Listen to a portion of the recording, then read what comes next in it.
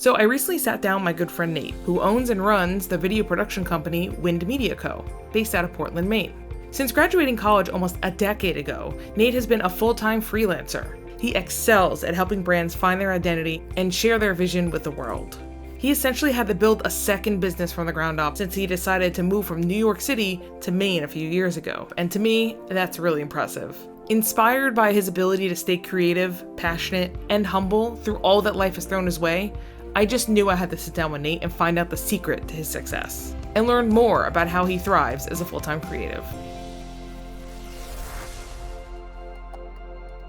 When you graduated, were you trying to immediately hop into doing like what you're doing now, or were you trying to find more of like a 9-to-5? What were you looking for? I didn't really know what I wanted to do when I left. The only thing I knew I wanted to do was move to New York City. That was like it. So I applied to like a bunch of different jobs and got ignored by most of them, rejected by a few.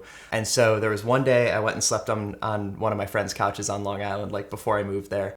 And I went into the city and kind of just walked around with my resume and just like tried to get into buildings and like tried to have some serendipitous moment where I meet some exec. I tried to get into Viacom's building too. They kicked me out. But yeah, that building I've been in a couple times delivering tapes. They were very serious over there. Oh yeah, he goes. I walk up to this big security guard and I'm like, oh yeah, like I looked up some name of some exec that like I was pretending to meet with. Really? And I was like, oh yeah, I was ballsy. That's crazy. I was way more ballsy back then.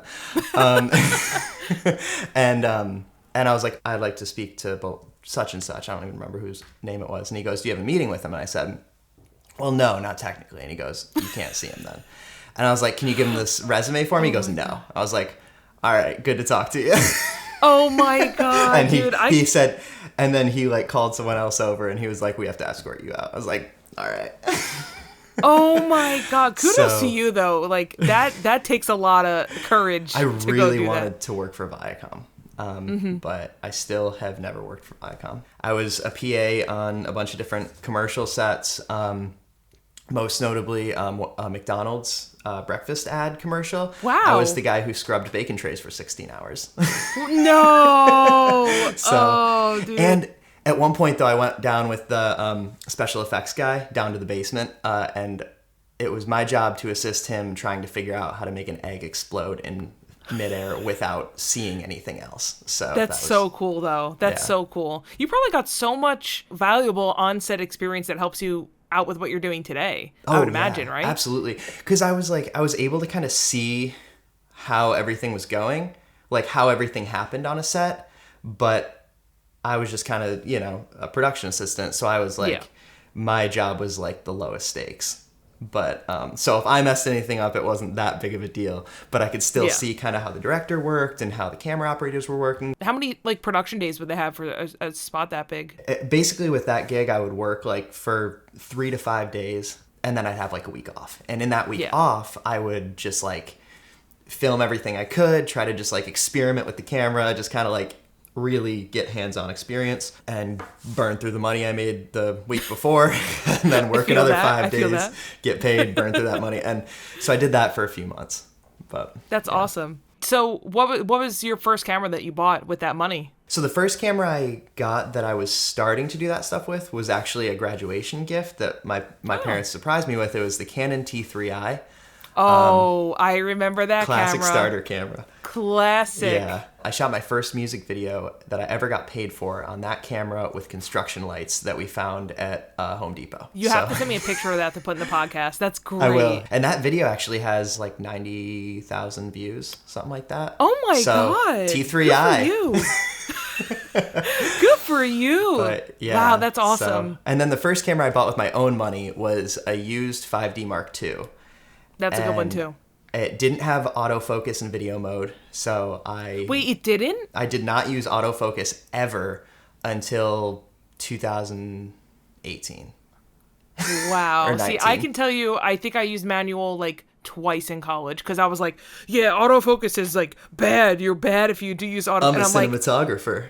yeah, like the real cinematographers always use manual. And I'm sitting there and I'm like, none of my stuff's in focus, so I'm just going back to autofocus. Technology and the advancement of these DSLR and mirrorless cameras have really opened up the door for a lot of like budget filmmakers because, you know, you can get into filmmaking as a freelancer or, you know, with your own production company at such a low cost. And even renting equipment is so cheap nowadays too. I mean, I called somebody up. I was like, hey, how much would it cost to rent an A7 IV on a lens through day? Oh, $100. I'm like, that's nothing. And I was talking to you about this too, Nate, but I was like, you know what? I'll just pick up a gimbal. There's definitely some pros and cons with it. Every time I go to zoom the lens, I have to readjust the gimbal. And I also don't like not being able to just pick up my camera and go. So I shot this event in the bar the other day and I was like, do I bring the gimbal for nice clean shots or do I not bring the gimbal, but I'm able to actually do more with the camera? And I opted to go with that for two reasons. One, I didn't want to have to deal with the hassle of rebalancing the gimbal or having to hold the gimbal in a crowded thing. But also, I didn't want to be walking around New York City at night with expensive looking gear. You know, I could hide a camera in my bag.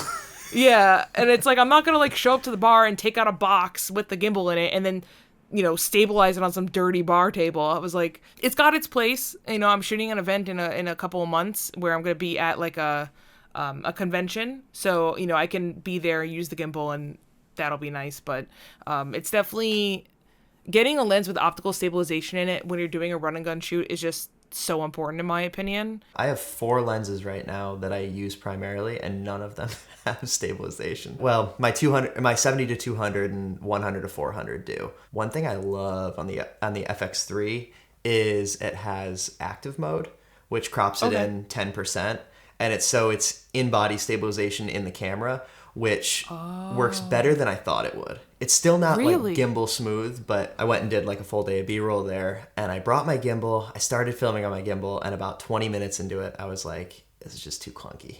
So I ditched it. I threw on active stabilization, and that was at least able to like get it so those little jitters are kind of out and stuff like that. So. Yeah, and that's the thing is like depending on what you're shooting, you know, if you're shooting a concert or something like that, you can get away with more of those jitters. You know, like you said, that's why I use renting houses. Yeah. You know, so that I can rent a gimbal for a day or I can rent a lens with optical stabilization if I need it. I really want to get my hands on an 85 millimeter because it's one of those lenses where like the internet pushes it so hard. Like, you need an 85 for portraits. And I'm like, oh, look at that creamy bokeh. Like, that looks so nice. But I know that I'm going to use it, like, twice. So I just can't pull the trigger on an 85. Yep. I actually had a Canon 85. I used it for a while, and it was honestly not bad. But it was a little soft. But, like, for what I was doing at the time, that was great. That field of view, I found that, like, more often than not, I would just reach for my 50 and then crop in if I needed to. Yeah, that's how I feel. It's like, you know, people joke about it, but the Nifty 50 really is like one of the greatest lenses. It's incredible. I think I like the way 35 looks, but if I need to be cropped in, I don't see myself going past 50. Yeah. So at least the way I shoot. So I'm like, you know what? I'll rent the 85 for like $50 for a day and have fun. Right. Let's go back to talking about freelancing a little bit because I think we're like, what's cool about this is you have a production company that you've already started up and you've been doing it full time. What surprised you the most when you decided to go freelance? Like, what was one of the first things that you learned and you were like, wow, this is not something I expected? There's a lot of things I didn't know when I first started because basically right out of college, I never really had a job with like a company doing this. I finally actually got a couple offers to be like a loader, but by that point I had already been freelancing for a few months and like making enough to pay my bills at least. I wasn't saving anything by any means and I was barely paying my bills and I was eating like ramen, but I was enjoying it so much. I lived off dollar slices actually. Dollar slices are low-key delicious. Every time I go back, that's like what I want to eat. I don't want to go to like fancy restaurant. I want to buy a whole pie and go to my hotel room and eat it. People don't get it. Like, if you don't live in New York, you don't understand that dollar slices are sometimes better than like an actual slice of pizza. I know that's crazy. It's sacrilege, but I mean, 2 rows edges pizza out 99-cent fresh just a little bit. Oh, so good. But by the time I got those offers, I enjoyed freelancing so much, and the offers, honestly, I'd be working just as much as I was freelancing because it's entry level production. You know, you work a ton and get paid not very much. And they were offering me as much as like I was making freelancing. So I was like, and so I ended up turning those down. I wanted to go freelance, but I was so scared because I was like, the job security that you lose, you know, your 401k benefits, paid time off, sick time, you don't get that when you go freelance. You have to be your own boss in that sense. You have to regulate your own money. If you don't work it one day, you're, you know, not getting paid. Like, I'm going on a trip next week. I'm not getting paid by my employer to go. So I'm not only losing the money I spend on the trip, but I'm losing the money I could have been making if I got booked. That being said, I have absolutely zero regrets about going freelance. That makes a ton of sense. So your full-time job then, you were an AE, you said? An assistant editor for the most part? Yeah, so right when I was about to graduate college, I noticed that a friend of mine who graduated a semester earlier was working at a post house. I hit him up and I say, listen, Brendan, I'm graduating in 2 weeks. I have absolutely no idea what I'm doing or where I'm going, what I'm doing, and I need help. And he's like, dude, I got you. He's like, I'm working a night shift right now. I'm going to call you. So he calls me at like 9 or 10 p.m., sits on the phone with me for like 2 hours. I'm like, dude, like, are you working? Like, what are you doing? He's like, yeah, I'm a PA. I'm running a tape to across the city. I'm like, oh my God, this is crazy.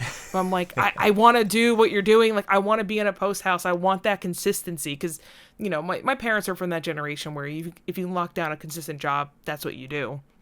And so they always pushed me down that route instead of going into the freelancing. I was like, listen, you have to pass my resume off for me. Like, please. He's like, I got you. So he passed it off to one of the higher ups at the company who actually ends up being an Oneonta alumni as well. Long story short, I worked my way up from PA. So I was a PA for a year. Then I was a loader for a year. And then I was stuck in the AE world for a while. I just got stuck there because I was so afraid to leave. I was so afraid to go freelance because I didn't know about the job security. So one thing I did notice when I went freelance is just how important networking is. I found that, you know, everybody always tells you network, get to know people, go to mixers, keep in contact with people that leave your job. But I didn't really notice how important it was until I realized that all of the jobs I've gotten have been through word of mouth or been through somebody passing my resume off. Have you had a similar experience to that? Oh, absolutely. Yeah. I mean, it's like, even in the freelance world, almost every gig I've gotten has come from a gig that I did. And it starts with like a handful of people that I met in college.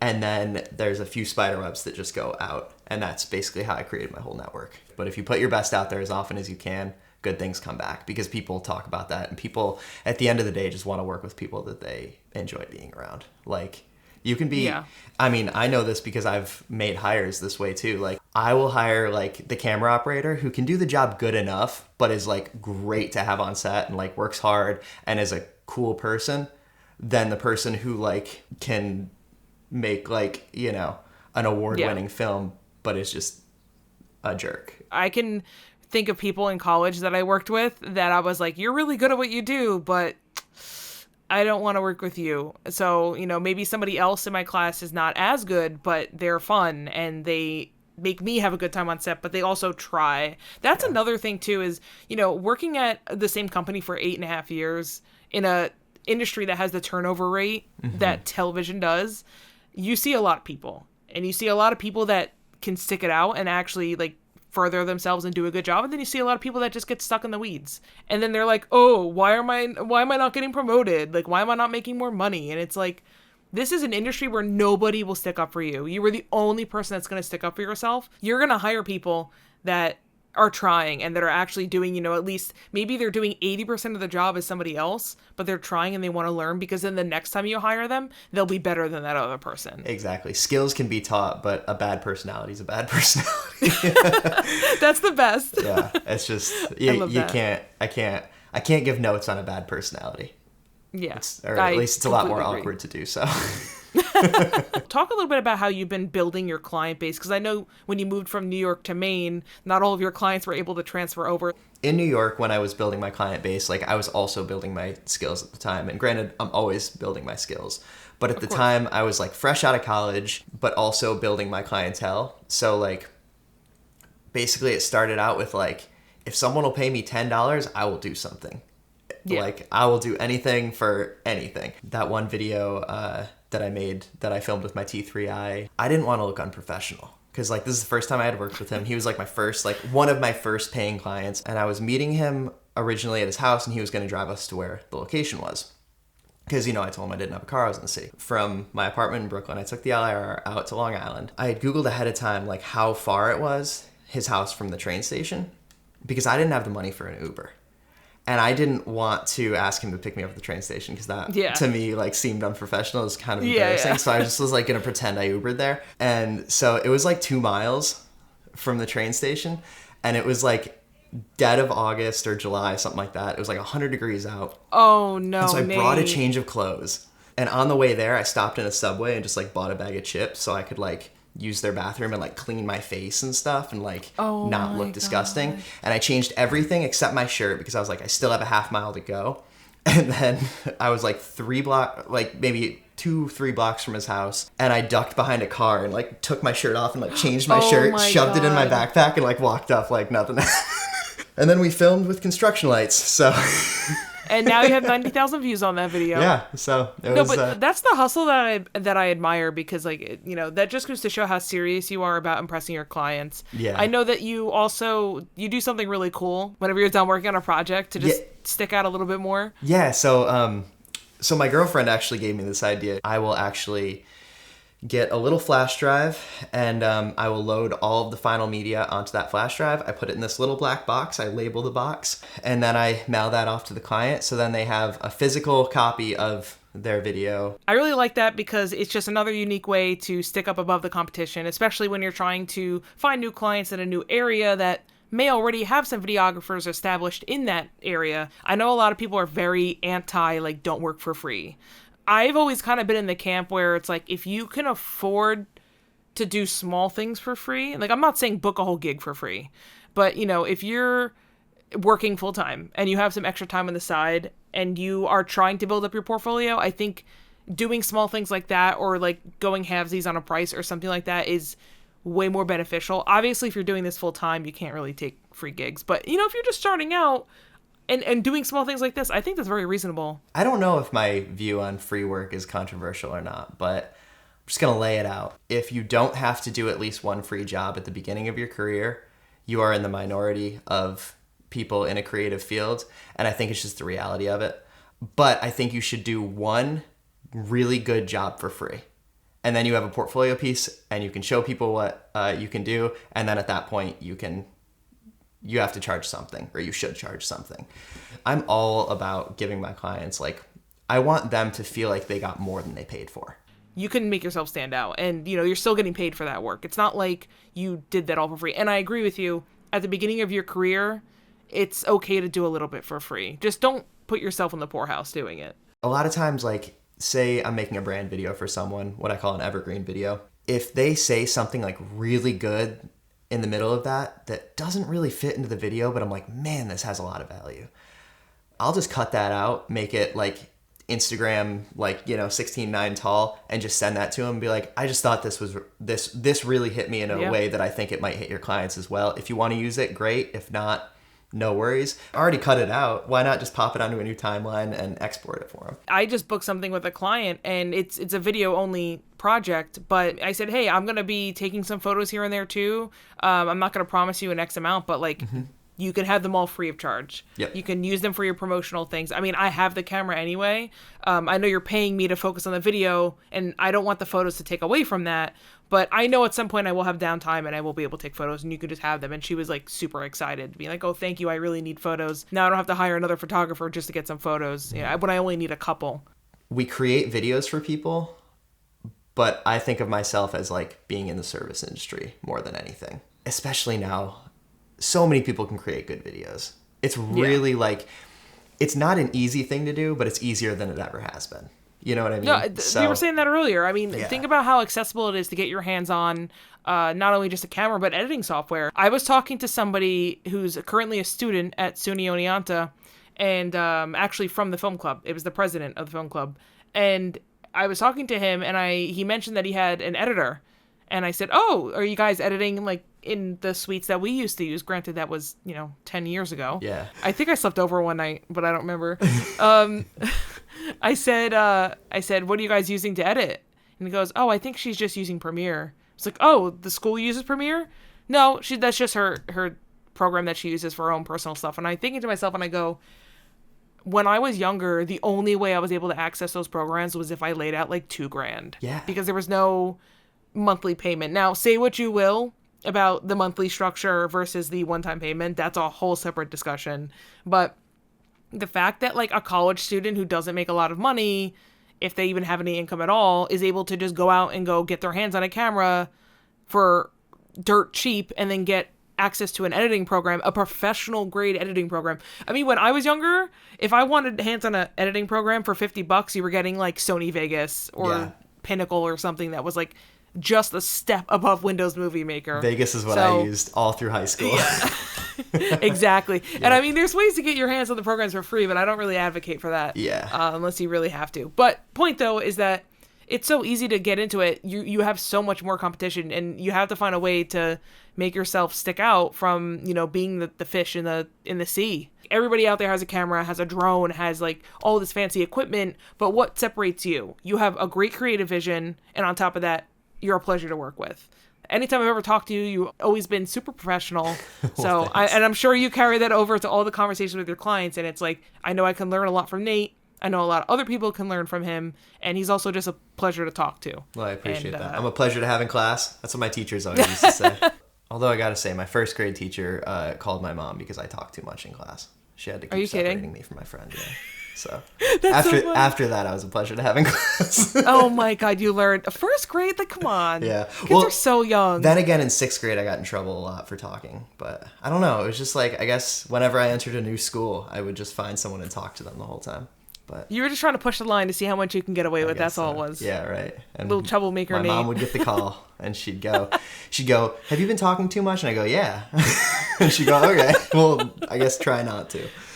Oh God. Well, that's perfect for a podcast. Talk away. Yeah, right.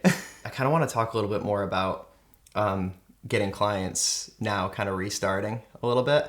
I've been in Maine for just a little over 2 years, and it took me, probably 4 years or so to get really consistent in New York with work. Because originally I moved up to the Hudson Valley to Fishkill over near Poughkeepsie, and I'd go down for like shoots and stuff. That was in 2021. Yeah. But then as things started kind of opening up more, I realized, okay, I got to move back to the city, or I got to move away from the city, because I am spending half my day rate just getting down to the city to work as a local, because I have to, I'm driving down with gear, I have to pay for parking, gas, tolls, all that. It was just kind of a point in my life where I just wanted to move away from the city. So I just wanted something new. I emailed all my clients, basically said, hey, in 6 months, I'm going to be moving to southern Maine. A good amount of my clients traveled me down for like a year after, which was really cool. Really? And they're like, cool, that's awesome. Like, they were all super supportive. And then they were like, hey, we'd really like to still figure out how to get you down here for like our important shoots, which was awesome. I would go down like twice a year and just batch shoot. We would just they'd book me for like a week. They'd put me up in a hotel for like a week, and we would just film like a ton of content. And then I'd go home and I'd edit it and I'd fire it off to them over the next couple months, and that was great. At the end of last year, a handful of my clients were like, hey, just so you know, we're probably not going to put out as much content this year. That was the end of last year, and I had kind of loosely been reaching out to Maine clients. Although everyone's really welcoming, you're like, oh, everyone already knows each other, so.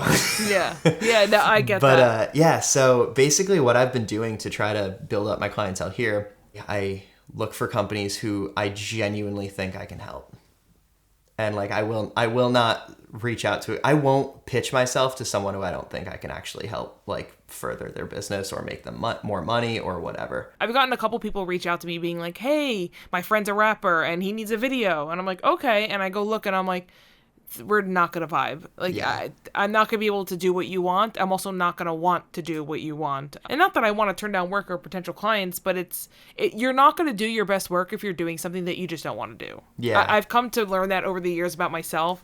And it doesn't have to be my favorite thing, but if I'm passionate about helping somebody and I'm passionate about getting somebody's business further, I don't care what the business does. If we're vibing and I feel like I can help you, then that's going to go a lot further. I basically just have like a quick mental checklist essentially when I'm deciding whether to take a project. It's basically, do I genuinely think I can help them? And do I genuinely think they're going to get the value out of like whatever I'm going to charge for it? It needs to check two of these three. Can I add it to my portfolio, and will it like do something for my portfolio? Is it paying a lot of money? or are they cool to work with?